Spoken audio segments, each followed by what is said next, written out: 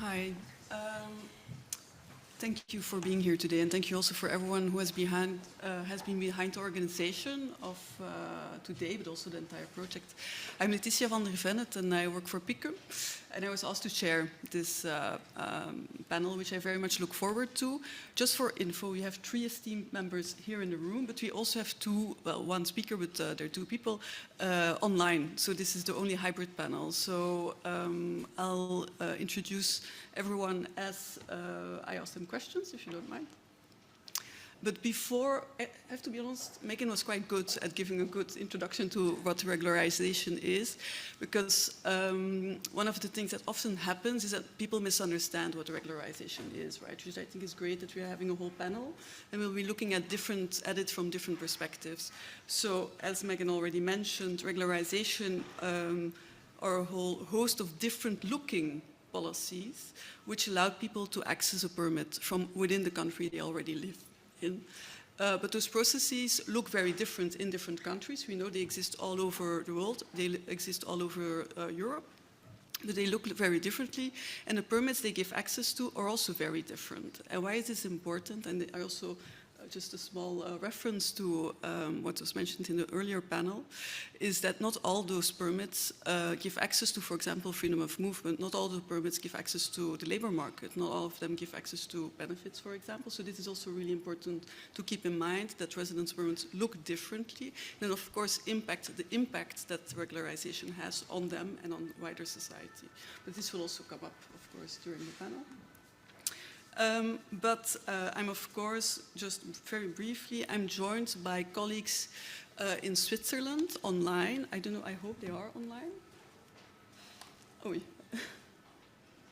Is it désactivé? I'll briefly introduce who they are. We are joined online by Brigitte Gremaud and Rosita Phoebe of CCSI, which is a Geneva-based organization. But we're also joined in the room by Anna, who works for OECD and is an economist and brings that perspective. We're joined by Laura, who is a political scientist and who works for the German federal for the BAMF, so the Federal Office for Migration. And we are joined by, of course, Albert Kraler, who I don't think we need introduction, but still, who is an assistant professor at the University of Krems and has a long-standing experience on regularization, so I'm very happy to have him here. I'm looking back at the tech.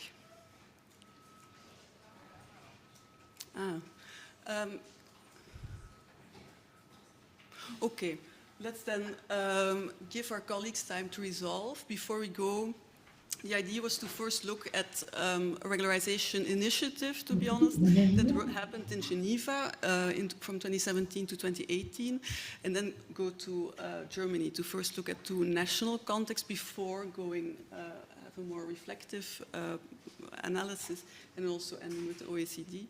But we'll go back to Geneva later. Laura. No, sorry, Laetitia? Hi. Hi. Laetitia, can you hear me? I can hear you. We cannot see you, though.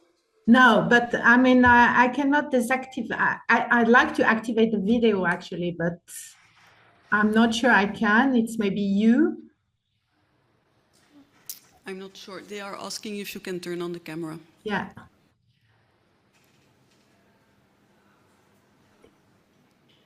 Okay. Now it's okay. We don't yet see you. Ah, no, we do. Sorry. Apologies. I was looking at the wrong direction. Hi. Hi. So, let me quickly introduce you. We have Brigitte Gremaud and Rosita Phoebe of CCSI, which is the Centre de Contact Suisses-Immigrés in Geneva, which is a canton, of course, of Switzerland.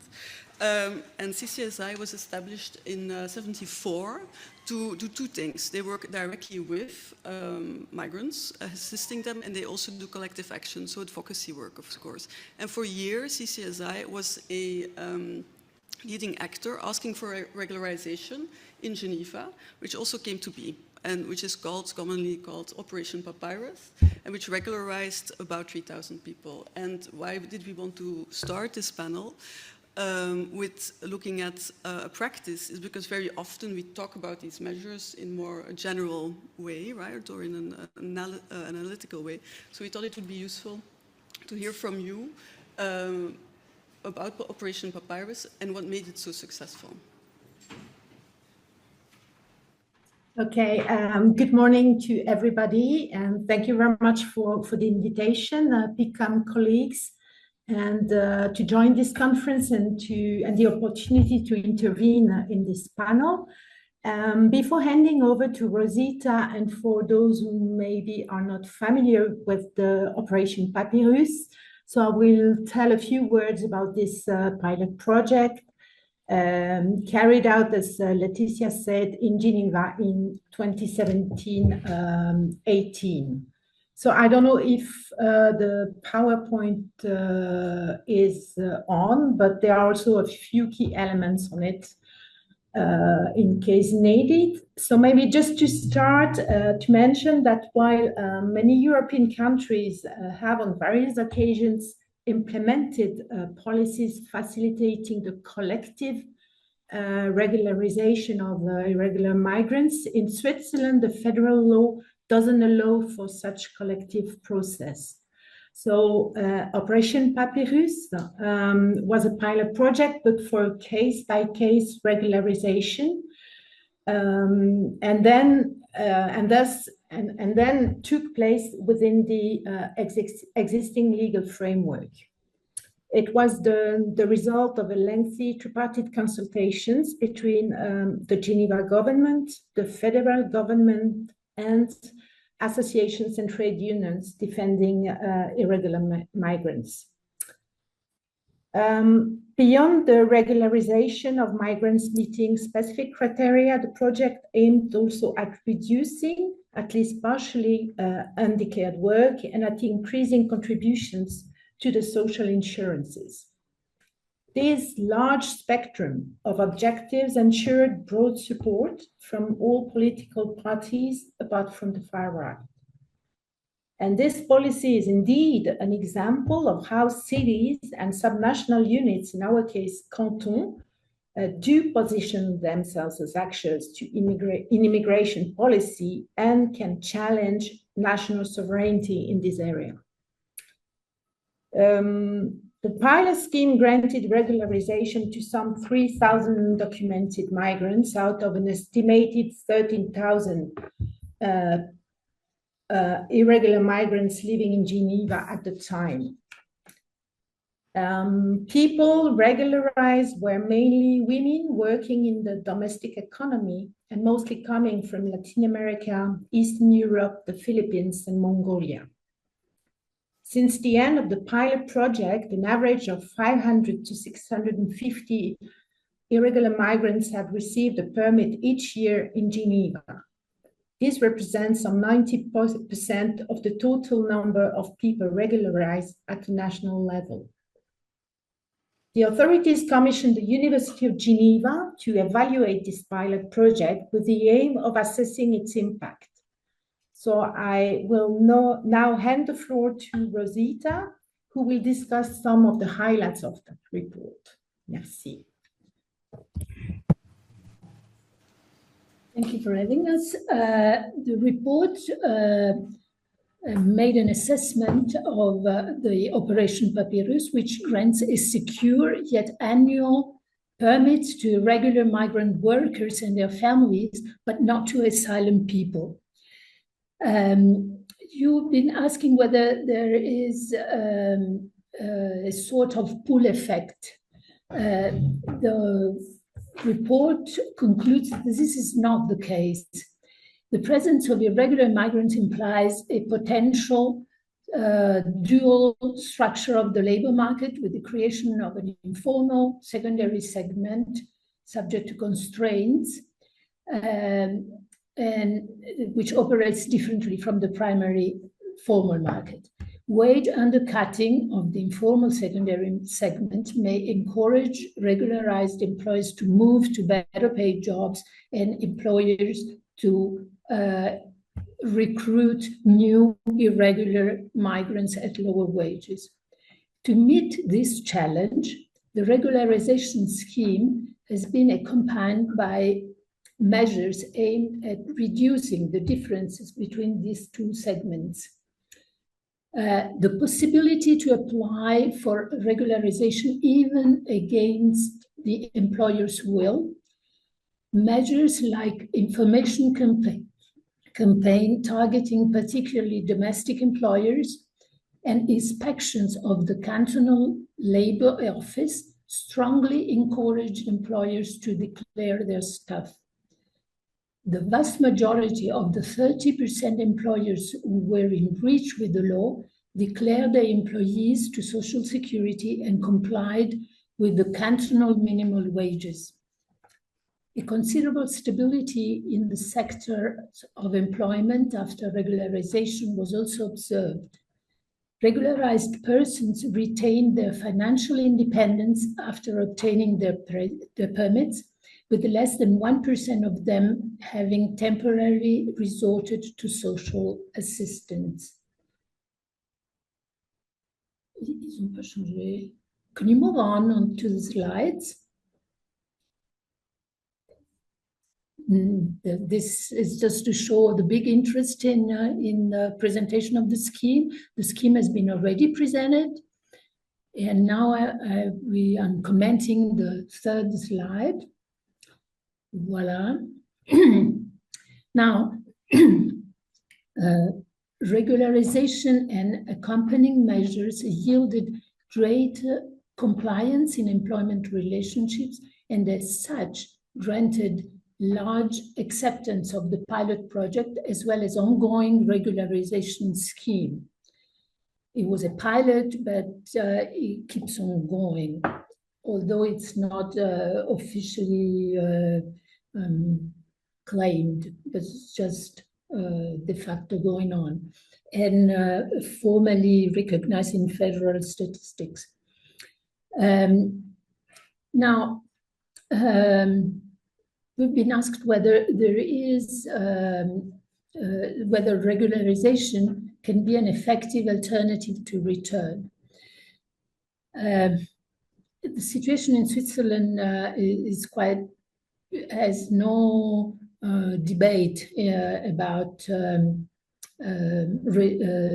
deportation or return. The proportion of foreigners in the total working population in Switzerland is today up to 34%.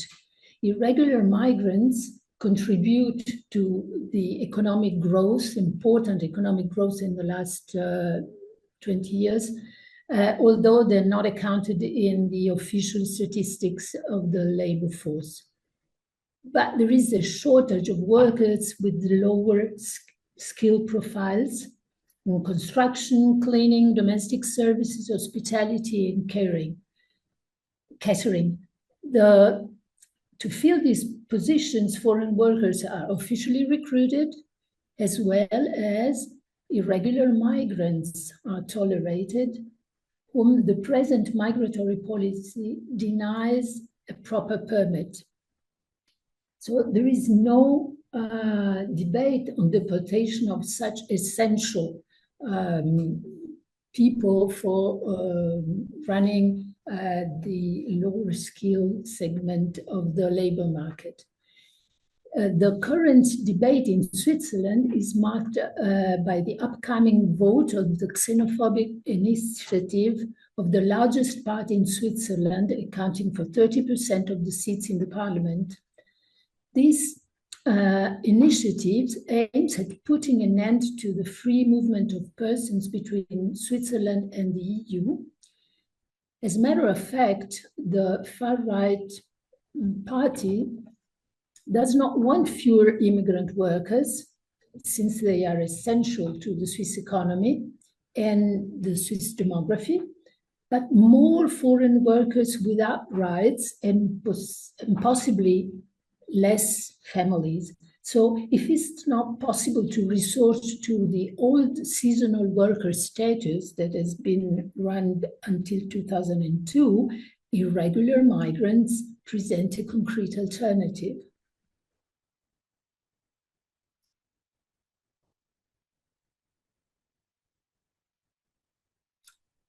It's also interesting how it aligns with what you really see in other countries and other regions in the world.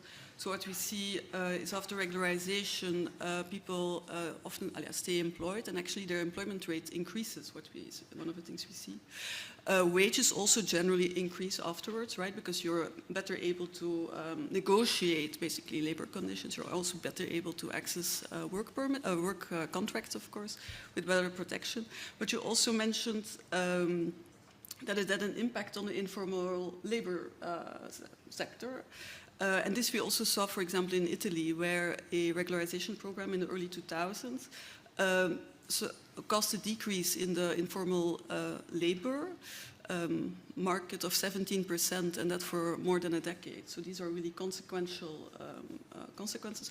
Of course, the one in Italy was regularized 650,000 people, so quite slightly larger scale program, but you do see those effects, which is exactly why we're having this panel, and also why we have the handbook, of course, to show different effects and consequences of regularization, the benefits and the consequences of it.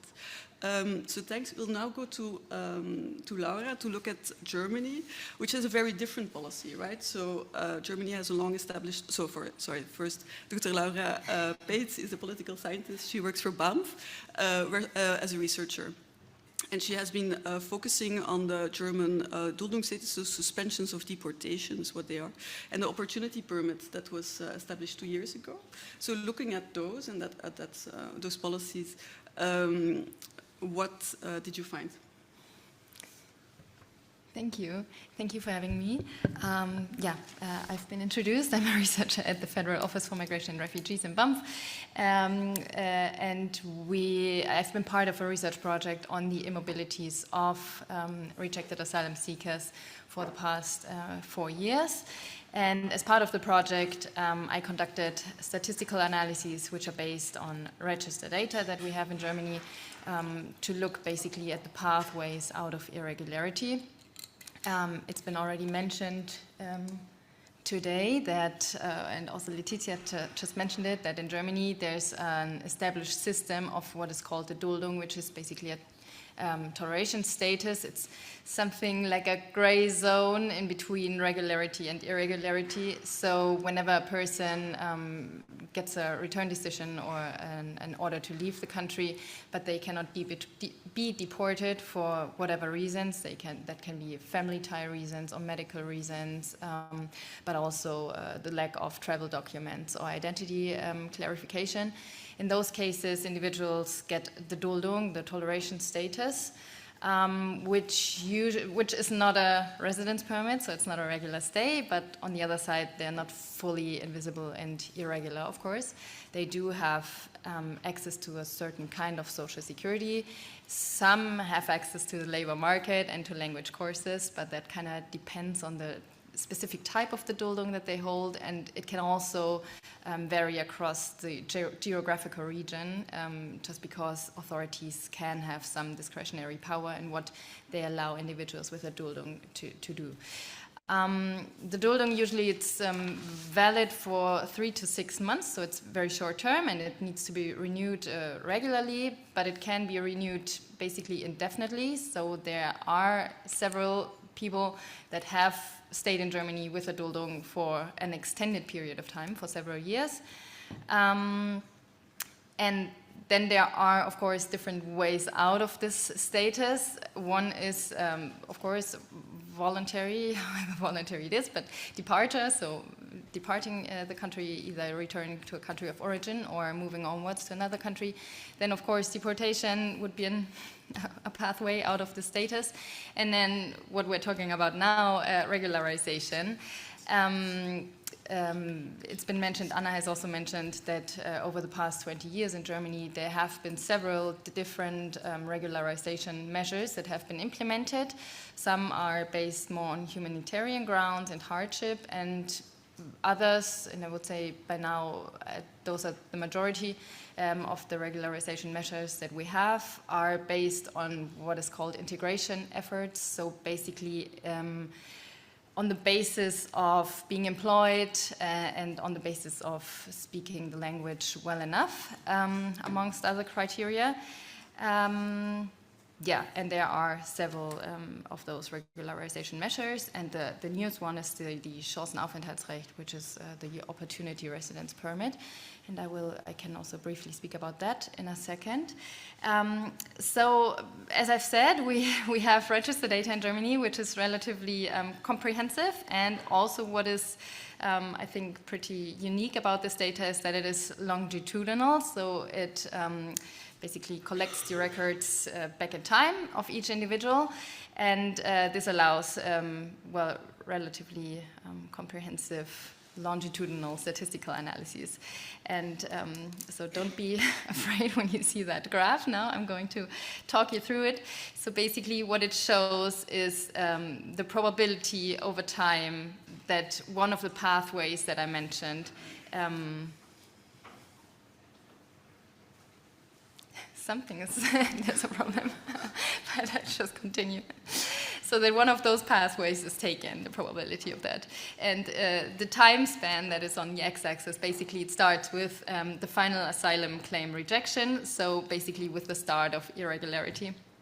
And what we see is the one main finding is that over the 10 years that I looked at, which is from 2000 entries into the country from 2013 to 22, within the time span of those 10 years, of course, this doesn't necessarily hold for every time period.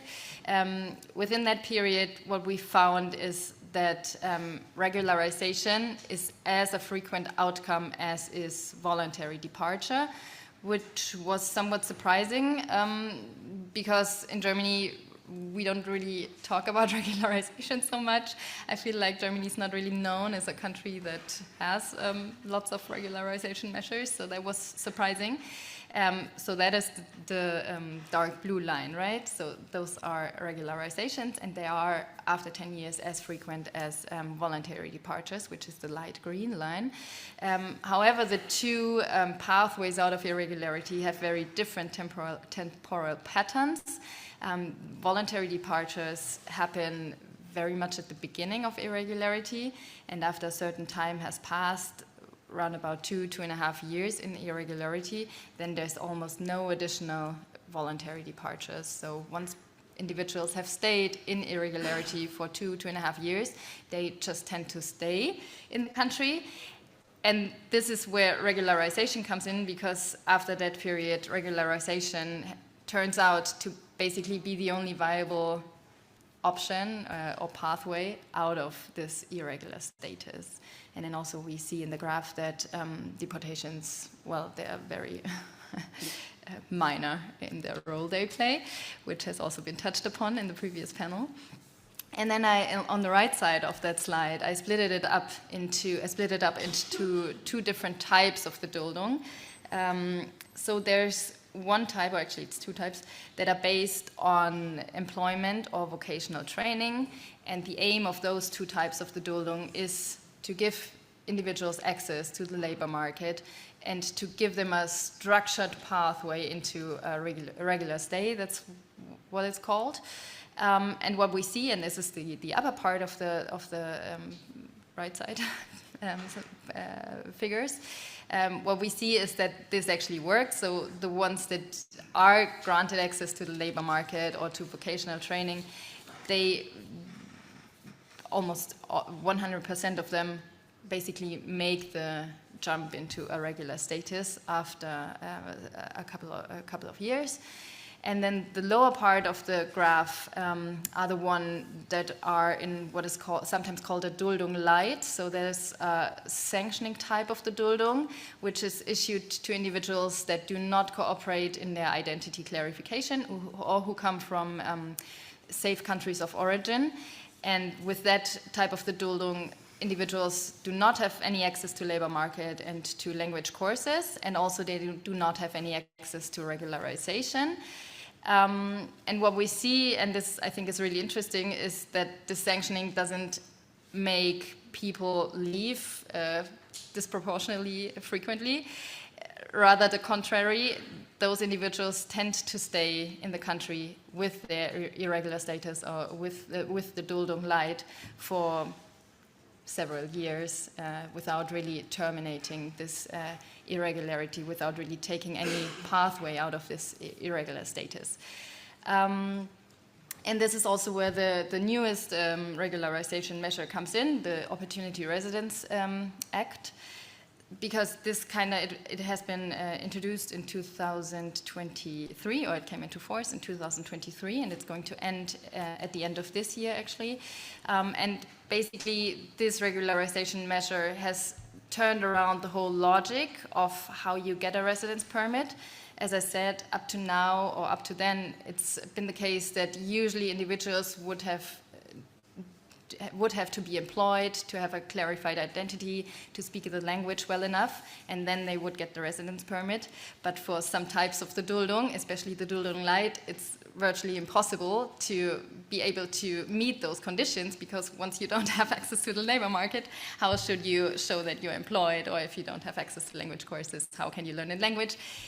Also, many of them were reluctant to actually prove their identity or to show their passports, because once they would do so, the reason why they had the Duldung, or the reason that suspended their deportation, would would vanish, and then they would be deportable. So they wouldn't really have any incentive to clarify their identity, but as long as they didn't have access to the labor market, and as the lower graph shows, they would stay in irregularity. And now this newest measure actually turns around the logic. It first gives individuals that meet a certain duration of residence in Germany, they would give them an 18-month-long regular status. And from this status, they could then access the labor market, they could prove their identity out of a secure status, with then having the aim of basically giving them a more long-term residence permit after those 18 months, once then they would show the mandatory integration efforts. So it's basically still too early to say whether this worked. And actually in our next research project, we're going to look at the effects of this newest regularization measure to see whether basically switching the logic made any difference. But yeah, at least it's a new approach and relatively innovative. Thank you. Thanks. And yeah, we definitely look forward to the findings of the next research. I'm sure you do too. We'll come back to the Duldung status and suspension of deportation afterwards, but first I want to turn to you, Albert. Yeah, you're of course the main instigator of this project, but you were also pivotal to the regime, of course, which mapped out regularization measures throughout Europe. You're also an assistant professor in migration studies at Krems University. And I was just wondering, in those nearly 2 decades of looking at regularization measures, you have seen, I'm sure, many arguments for and against having them, right? You also heard several of them in the previous panel. So I was just wondering, what arguments have you heard, and do they actually make sense, or what are they founded on? Thanks, Laetitia. I think I probably also, in the interest of time, I'll leave the answer more on the general level, where we have heard about the pull effect mentioned by Mauro in the previous panel, so the fear, and also Rosita addressed it, the fear that regularization leads to new regular migrants. Additional migration, there's fears about the welfare effects, there's fears about that regularization is not sustainable, people fall back into irregularity because they don't manage to keep their permits. There's fears that it undermines enforcement because people are incentivized not to cooperate in return, and so on. But I think it's important also to consider, so there are some arguments which are basically empirical claims, which can be, and empirical claims can be in principle assessed.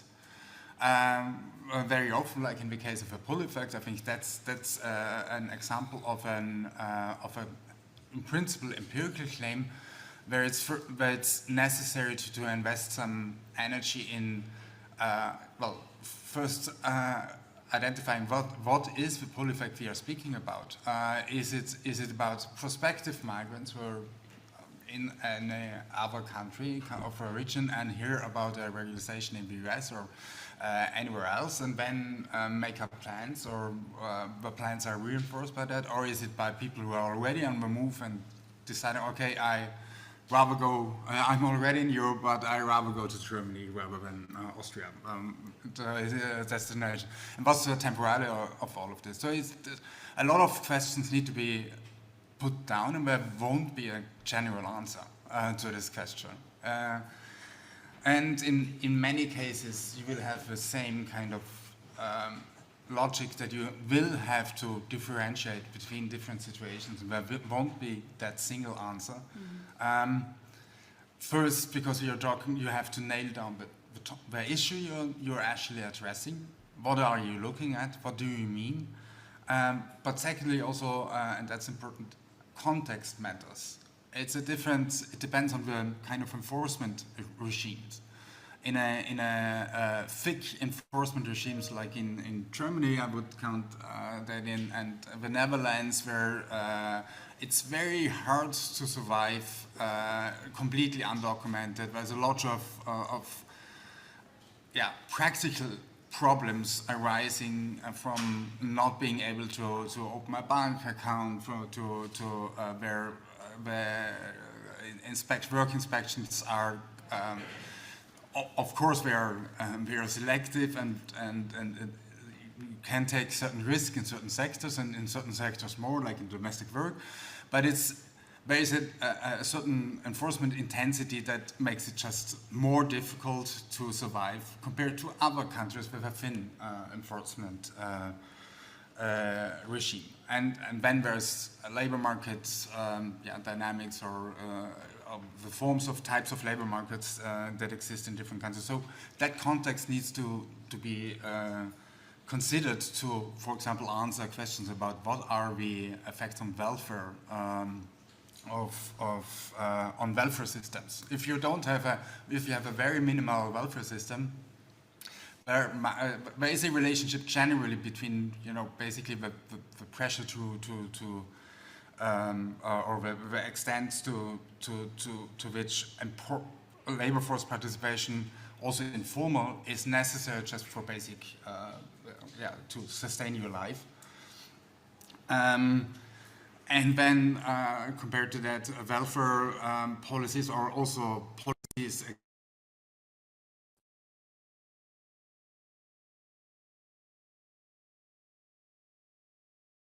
And of course, people would, labor force participation rates differ between the two contexts. And so there's these empirical claims, but there are also reasons that are actually not grounded on empirical claims. They are valid reasons. Like, for example, regularization improves the rights of people, which and our human rights in general as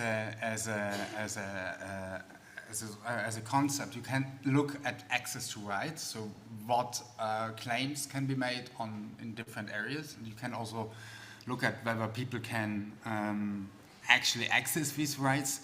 But the improving human rights as an abstract concept, or the rule of law, that needs basically translation into empirical claims that you can actually assess it empirically. But or that it arguments about social cohesion, about democracy, are all of the same kind, that they refer to a broader concept that in itself is not measurable, has to be sort of brought down to on an empirical basis. I think I stop it with that. Okay. Thank you. We'll get back to some of those afterwards. Now, as the last speaker on this panel, I'd like to introduce you, Damas de Matos. You're an economist, so you have a different perspective. Maybe you also work for the OECD, which is, of course, a supranational organization, and which is also why we wanted to bring you in. The OECD has done research on regularization programs and mechanisms, and we wondered what you have found.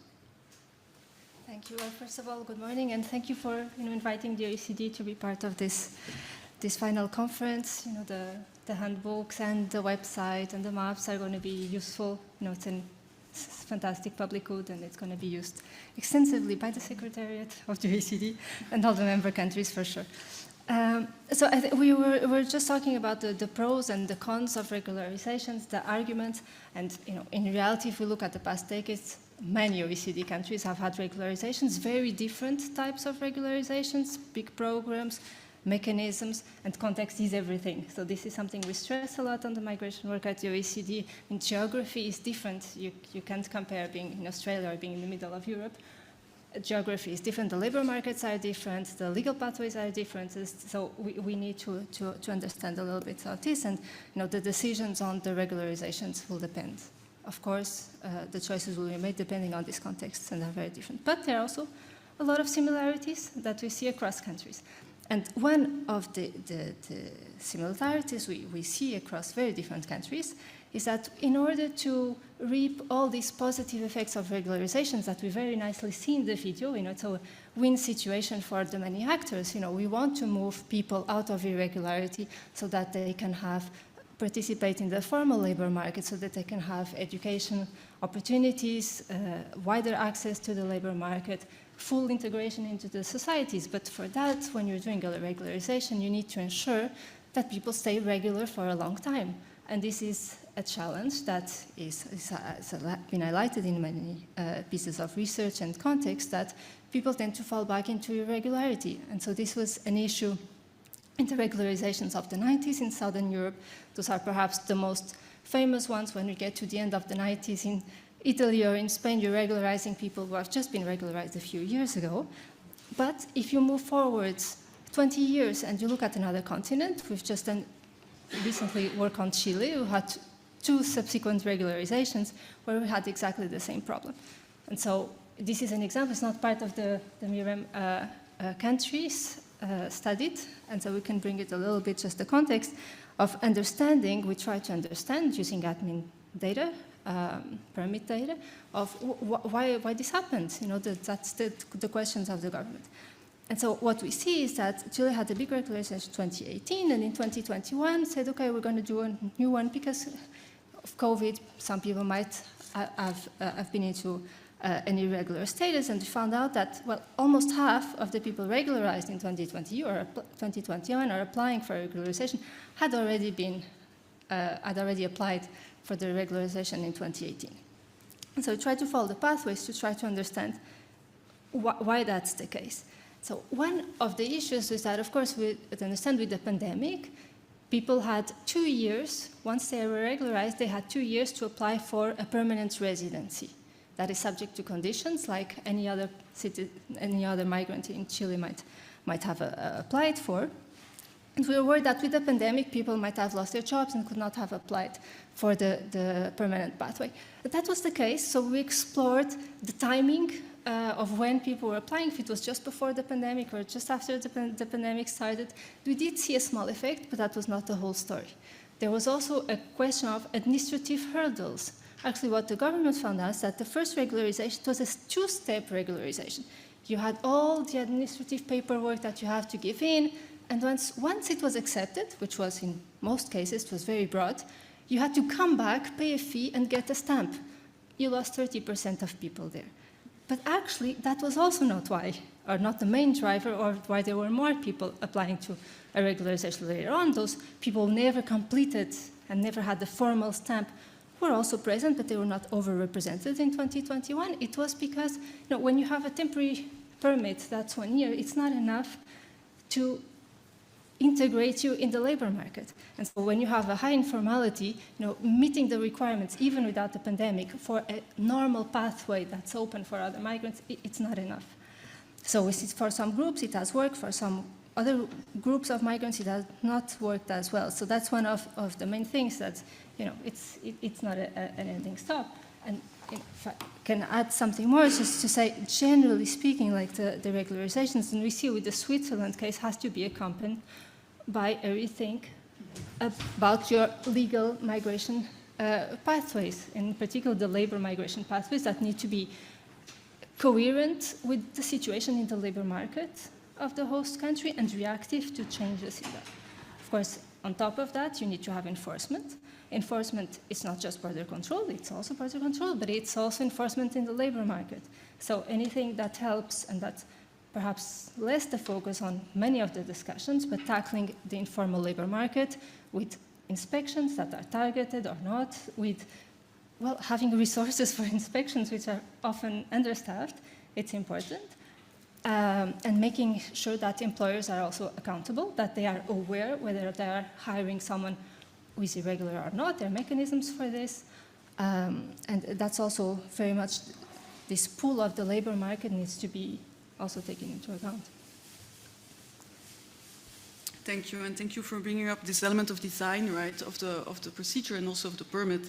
So you mentioned that 1 year is not enough to enter or find a formal labor, a contract basically, very often. This is actually one of the reasons why we as PICUM argue that permits should have at least 2 years of validity, right, because it takes time to stabilize. Often people are undocumented for years, so there is an element, and we think that 2 years would provide more stability at least than 1 year. And also another thing that I think is really important, that what you shared underlines again, is not only the importance of the design, but also of monitoring, right? It's also part of the strength of the research that is being done by BAMF, is this longitudinal monitoring and evaluation effects that it has on people, but also of, and that then also helps us redesign regularization measures, because unfortunately what we see is that very few countries learn from past regularizations. Many do as well, but a nice example where it was done is you had 2 regularization programs in Morocco, and they very clearly learned, the second one very clearly learns from the first one, which is nice. Unfortunately, many people became undocumented later again for many other reasons, but we would like to see more learning from past measures, which I think is also one of the strengths of the handbook, right? Because it takes different examples and it shows what works and the consequences of different things. Maybe I want to go back to a question for both of you, Laura and Albert. Laura, you mentioned, of course, suspensions of the Duldung statuses, which are suspensions of deportations, like in-between statuses for people. One of the things, well, they may become more common throughout the EU, amongst others because of the return regulation, which is being negotiated now, proposes, because it's being negotiated, that there would be 6-month-long suspensions of deportation, right? So this is very similar to what's happening in Germany. But we also see from your research, of course, that it is sometimes a detour. And this has also been described that way in the handbook. So I was wondering if you can share more about that. And do you think it makes sense to have them? Actually, do we need them as a migration policy tool? Okay. Maybe I start. I think there is one aspect of this is a political answer in terms of I mentioned these fears or arguments against or for regularization that are not necessarily based on empirical aspects, and concerns that are, like, for example, like the argument formulated by some people as queue jumping, or Mauro earlier referred to it as rules, and they need to be obeyed. That's a principle statement.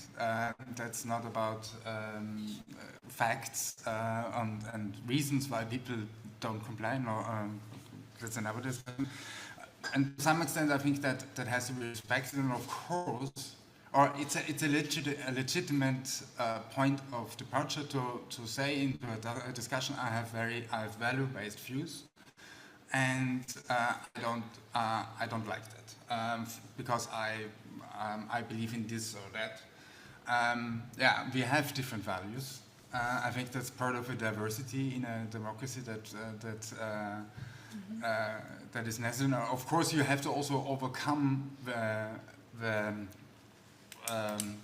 the fact that values are, you cannot negotiate about, usually you cannot negotiate your values. What you can do is to translate it into a different kind of problem and see whether you can reach a compromise on that, also considering that you have different values, and you can you can make a compromise, which in this concrete case often translate into conditions.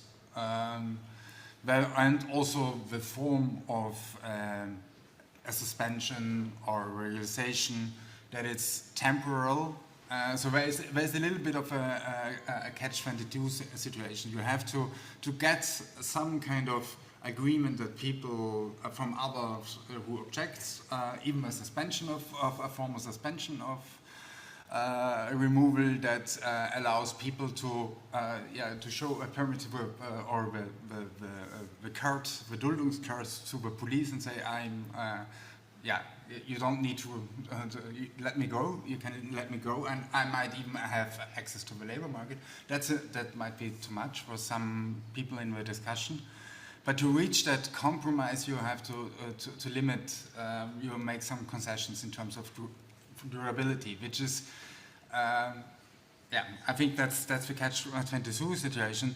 And I think one solution is that you're also trying to think about, longer-term pathways. It might be okay to have one time or two times or three times a 6-month suspension of state, but there's after 2 years, if there's if the likelihood of you returning doesn't increase or only by 1% in the remaining 6 to 10 years, that's there's an end to a certain story, and you have to move on, also based on empirical facts. Yeah, I agree with lots of what you've said. I think the main, you can ask why is this detour even necessary, and I think the main political answer is that, policymakers don't want to give the impression of giving benefits to those who broke the rule. That's always basically the claim that they're making. So I think from a political perspective, the Duldung wouldn't be a detour, or it's not set up to be a detour, just because that would in the end, give benefits to those who broke the rules, and that's not what they want to do. I think from a societal perspective, the benefit of having something like the Duldung, even if it is a detour, would be that, maybe that's a really German perception, but to have it like in an ordered way. They're here anyway, so at least they're registered and they're known and everything is in order. I think where the detour aspect really comes in are the Duldung, which I mentioned, which are based on vocational training or employment, because as we see, basically everybody who has this type of the Duldung eventually gets a residence permit. So the question would be, why would we require them to have a job or to have training, but still only grant them the Duldung, and then eventually they get the residence permit? So why is it even necessary to keep them like in 3 more years of the Duldung instead of just regularizing them from the start? So I think there really you can see the detour and really ask, why is it necessary? Thanks. Thanks. Another thing that is of course important, but is rarely talked about, and will not go in depth because we also want to open the room for questions. Also for questions, if you have questions for our colleagues in Geneva, please also share, of course. But a quick thing on this is, of course, suspension of deportation is based on a return decision, right? And one of the things that is often doesn't get scrutinized enough is how return decisions are made. And is of course outside of the scope of this conversation, but it is important to understand that often return decisions are not made by looking at whether there are, of course, grounds why a person cannot return, or whether there are reasons. They are often issued in a very pro forma, automatic way, right? So, and they're also automatically issued if a permit ends. So the question there is always, okay, there's a suspension of a deportation, but did the deportation on sich make sense, right? And this is a whole other conversation that the pact does not resolve, and the return regulation as it stands right now also does not resolve. It doesn't improve these return decision making. But this is outside of this scope, but just to bring that in as well. But I don't know, I was wondering, are there any questions from the room? Yep. Hi, Alejandra Rodriguez. I'm from University of Potsdam and also part of MIrreM. One question that came to my head when I was looking at your plot, Laura, with the cumulative probabilities, was whether the trajectories of these migrants are known, their statuses are known before, let's say from their arrival to the moment where they transition to this Duldung status and then transition out of it.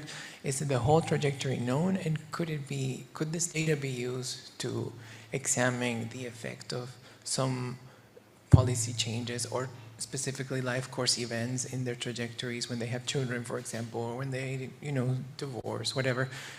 I know labor market stuff, it's very complicated with this ACR register data, but I was thinking of like something Albert mentioned on this sort of dispute between the people who want to provide benefits for migrants and sort of include them in the system, and other people whose job is to find them and get them out, basically.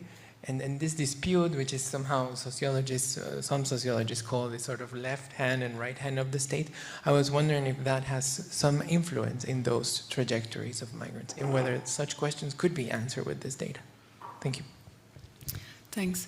I've been told that Brigitte, who is online but we don't see her currently, has her hand raised and would also like to come in. Before we turn to Brigitte and we can see her, is there one more question? No? Okay, Brigitte, go ahead, and then we can go to you.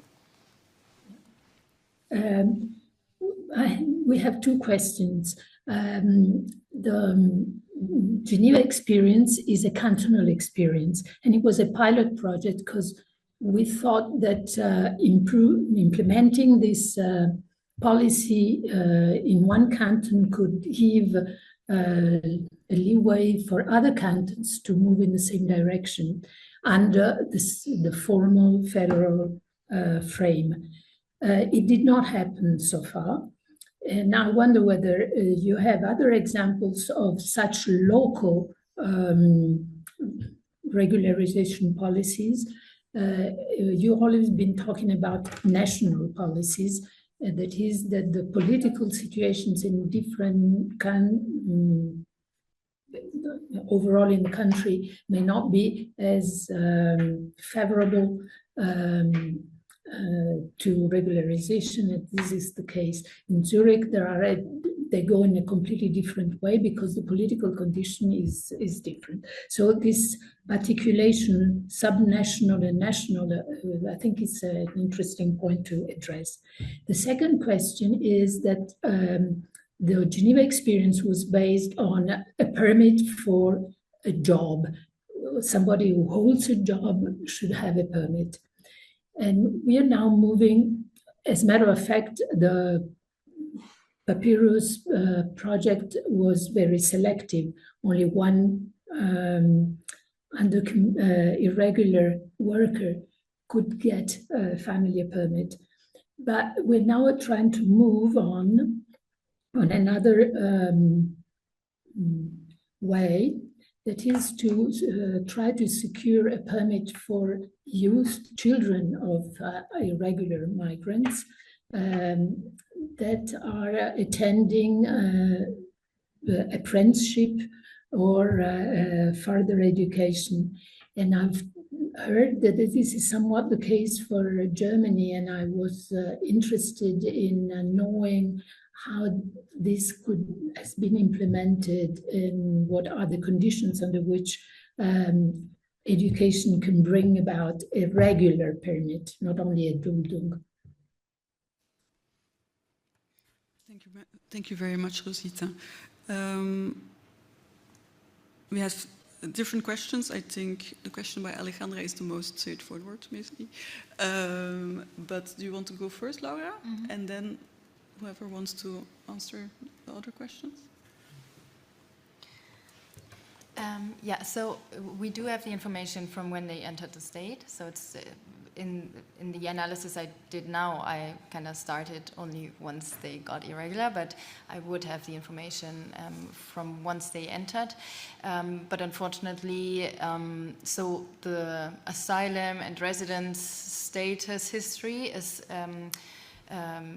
coded in the data or collected in the data relatively well, but life events, for example, wouldn't be part of the data. So there would be no way to kind of look at the effect of a divorce or of having children. Policy effects, I mean, in a way, yes, because there's always a before and after. So you could do like something like a quasi-experimental thing. Yeah, so this is possible, and actually in some of the analysis that I've not shown now, I've, for example, looked at the safe country classification and whether this made any difference or not. So this, yeah, is when you have like a clear time frame or point, then this is possible, but not live events on an individual level.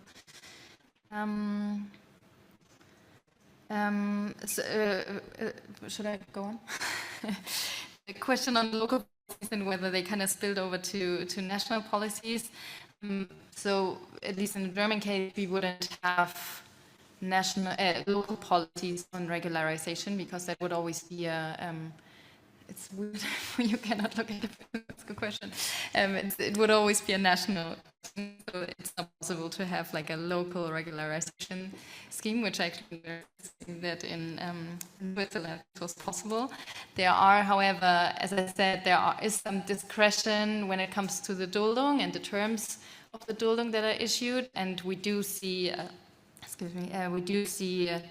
national differences here, that some of the regions or the Länder in Germany are more restrictive. They issue more restrictive types of the Duldung, and others are more liberal and, for example, issue more work permits.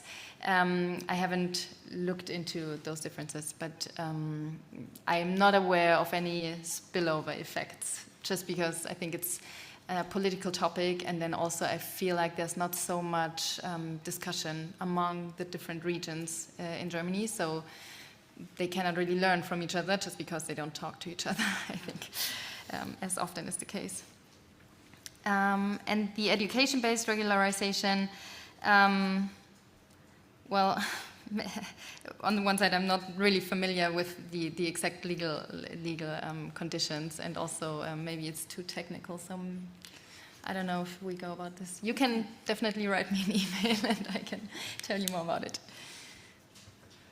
Before I give the floor to Anna and Albert, a quick thing on in Germany you also have what is called the hardship procedure, which is a region or a Bundesländer level. Mm-hmm. This is too technical, so you do see, but you have very few situations like in Switzerland where Bundesländer or regions have decision-making power when it comes to migration policy. So this is again one of those examples of complexity, right, of systems, and also of all the negotiation that is really come into play. Albert, do you want to come maybe in on the moral application?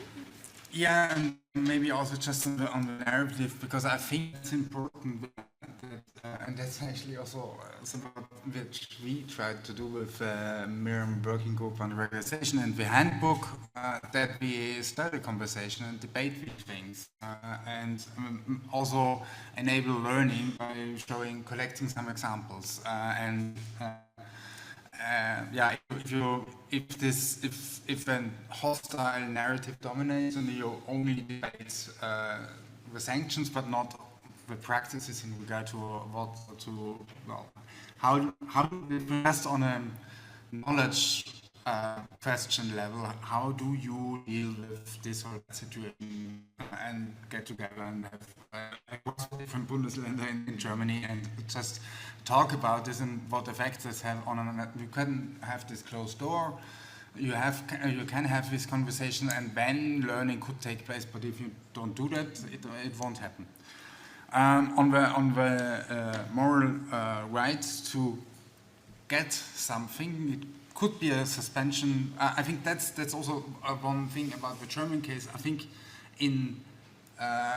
it's often seen negative as a sort of a detour from a residence permit, but in a sense it's also a good practice example of at least providing a documentation that people are not removable, that they cannot be removed and have a certain time-limited right to stay on certain other rights. That's already an advantage to the situation which exists in many member states, that just leave them. Here is for your voluntary departure order, and we don't care what happens next. And I think that situation indeed is not tolerable. And I think the Commission and has tried for many years, and also there's good arguments actually, one of the authors of a return directive, Fabian Lutz, also wrote an article about this in the European Journal of Migration and Law, saying that there is this one either-or option. So you cannot, if you cannot return, you must do something. You cannot just do nothing. I think from a moral perspective, that's really something that their obligations also can be strengthened. I leave it at that, I think. So I have nothing to add on the questions of people who were staying for a long time in the moral. I think that was very well addressed. In terms of the pilots, I mean, I was thinking, because we always try to keep up with all sorts of programs that come out in the OECD, the question from Rosita, and not that I know with an intention of becoming a bigger regularization program, but there's very targeted pilots, a little bit like this one that was mainly for domestic workers. There's a very recent one in Canada, maybe our Canadian researchers can tell us more about this, for construction workers in the Toronto area. But it's very small, it's like 1,000 people, right, so far, but it's very innovative because it brings also the social partners into the mix to support the applicants. So this is a similar local project that's more recent. Thanks. We've come to the end of the panel, so thank you very much. Maybe as some closing words, I'll also reply partially to the answer on the moral duty. I think there are, of course, legal duties, but there is also moral duty, amongst others, a moral duty of care and of due process. And of course, due process is also a legal right, but it's also a moral obligation, right? And what we're seeing is that, unfortunately, procedures are put in place where due process is completely out of the window. Like, people don't have access to lawyers, people aren't informed of their possibilities. They're put in situations of where it's very difficult to make informed decisions, like, for example, detention, but also simply abject poverty. Yeah? We also know that reality is, for many undocumented people, to live and survive in very difficult situations without the support that they need, that they should get. So there is this element as well, which is our, in my opinion, moral duty to make sure that people are supported in a way that they can, and can then also have possibilities to regularize. And of course, those procedures must be designed in a way through negotiation involving civil society, undocumented people themselves, administrations, but there's lots of work that can be done there.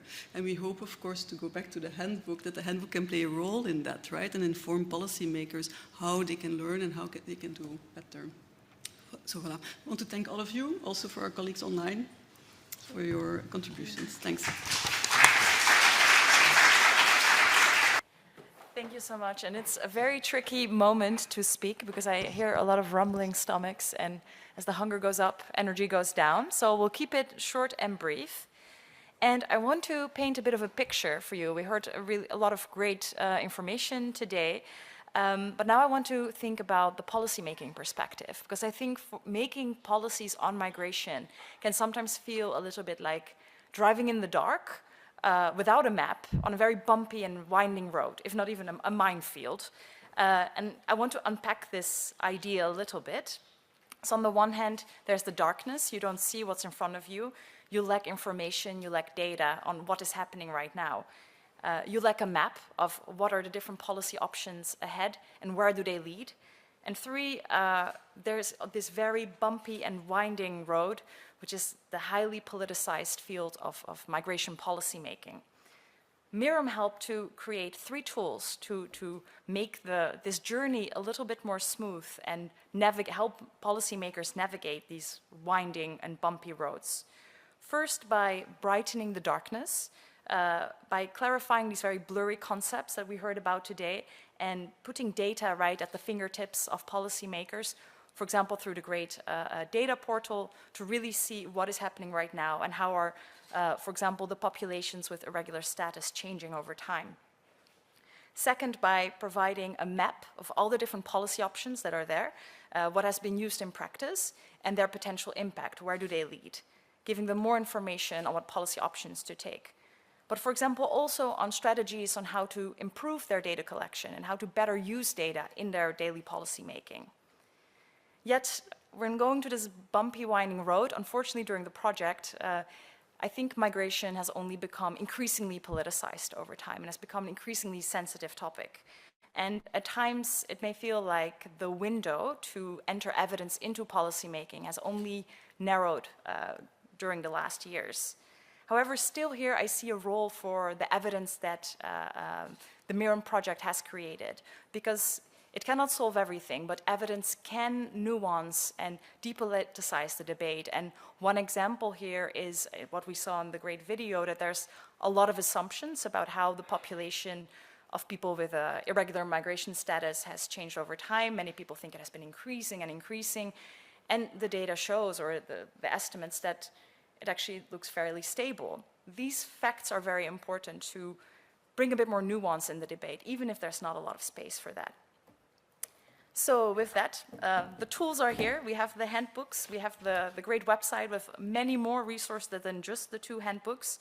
Now it's up to the policymakers, but also the many other key stakeholders to pick them up and use them in their work.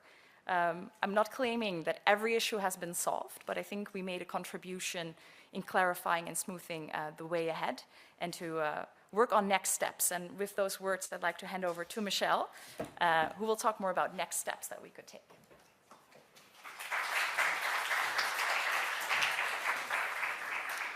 Thanks so much, Jasmine. Yesterday afternoon, the MIrreM consortium sat around a table. There were probably almost 30 of us, and we did a nice debrief where each person was talking about what they got from the project. And I noticed a number of people had 3 points, so I'd like to give you 3 points. So the first point is kind of on our working methods. So PICUM, we're a civil society organization. We've actually had the privilege of working on, I would say, probably the 2 key research consortia in the past 15 years looking at this issue. The first one was Clandestino. A number of us in this consortium were working on that, and this one now on MIrreM. So this has been very interesting for us as a civil society organization to work on 2, I mean, we've worked on other research consortia, but these are 2 really key ones. But then also to see how research itself is evolving. It's become more complex, more partners, more finance is actually attributed to it, but it's also more dense. And so I think one of our observations is that there's a wealth of material, and hopefully we collectively, and those who are not here and others, will be using that, but still it remains, I would say, still a little bit distant from a lot of civil society actors. There's so much research, it's very dense. So I was also going to bring up the handbooks. That's why it's good to have the handbooks. But I think that these handbooks hopefully will help us kind of, what we also tried, as PICUM we were working, especially on the one on regularization, we tried to also point in the handbooks to the existing research with text boxes and things like that. So hopefully they can remain a link between this wealth of information and a more synthesized versions. And it's also been interesting for us to work on a CSA, coordination and support action, to see kind of how this tool or this way within DG Research helps kind of create these connections and networks.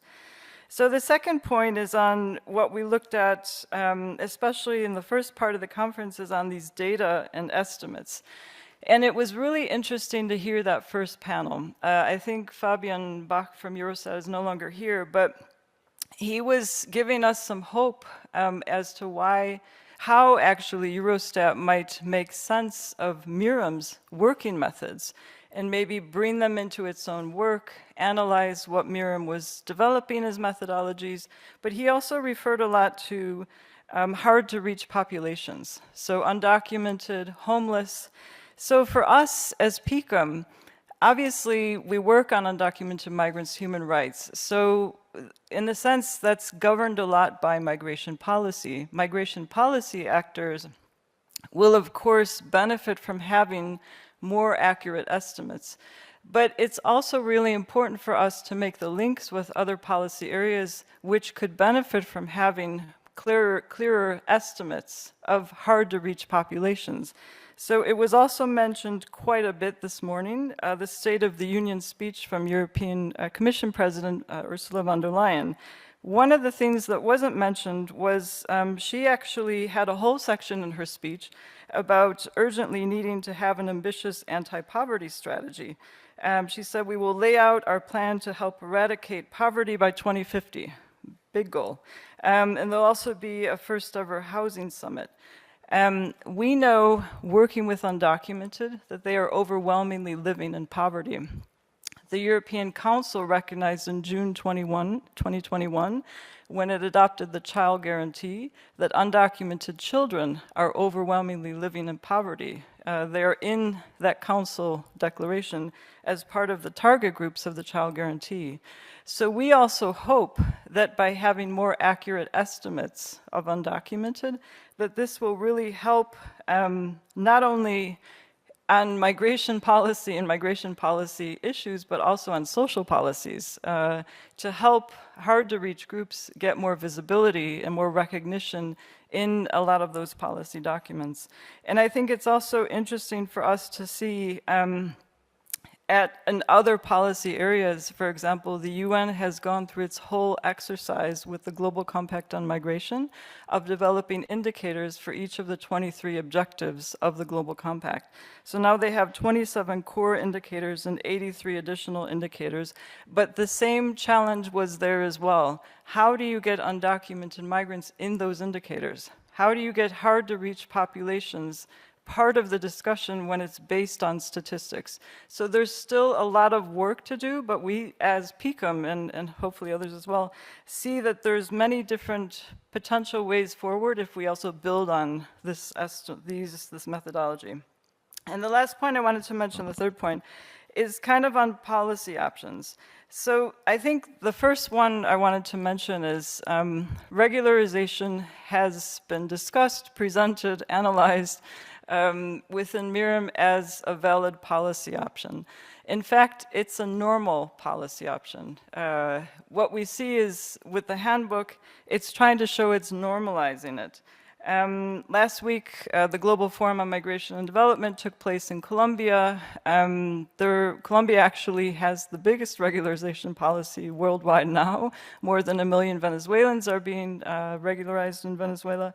And we actually had a side event that was organized by the UN Human Rights Office on regularization, where we had the state-level government in Mexico, so not the national, but the regional government, talking about the importance of regularization.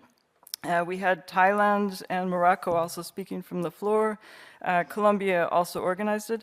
So I think the first thing is, it's thankfully becoming, in some spaces, an objective discussion where we analyze the benefits, the procedures, and we have panels like the one that we just had. That should, in a sense, be the case going forward. With Anna, who was on the last panel from the OECD, MIrreM actually had a whole discussion at the OECD working group last year, I think, on regularization, where we unpacked regularization in a 3-hour workshop with migration researchers and OECD representatives. Maybe the European Migration Network or other entities would also look into this. But I think it's important for us to think, how can we find spaces to not only have panel discussions like we just had at the national level, but sharing amongst governments in an objective way. And the other final point on policy options is, how can we continue to use the MIrreM research to inform ongoing policy developments? And one critical example is And I wanted to specifically point out Spain and the firewalls that were presented in the first panel as an example, because it was showing how Spain has the empadronamiento, the registration system at the town hall, which is also presented as a policy option in the regularization handbook. We actually think, as Spain's current policy, which is seen as quite progressive, might actually be in disagreement with the European proposal on the return regulation in Article 6, which calls for member states to impose detection measures to find undocumented migrants. So there might be a complete contradiction between that policy proposal that was made in March this year and Spain's current progressive policy. So this is something that should be looked at in the negotiations of the return proposal. And also the return regulation proposal is currently being discussed both within the European Parliament and in member states. So we hope that the MIrreM research can inform those ongoing discussions on Article 6, on the return rate, and many other issues that'll go on. So I realized that we have a lunch to eat. I wanted to just say thank you once again to the MIrreM Consortium partners.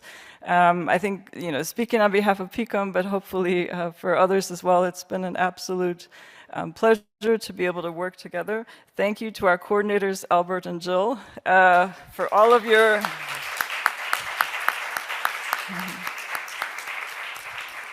for all of your excellent coordination and commitment. Thank you to those from the teams of the University of Krems and PICUM who helped organize and make this available. And thank you to all of you. We look forward to continuing the discussion. Bon appétit, smakelijk.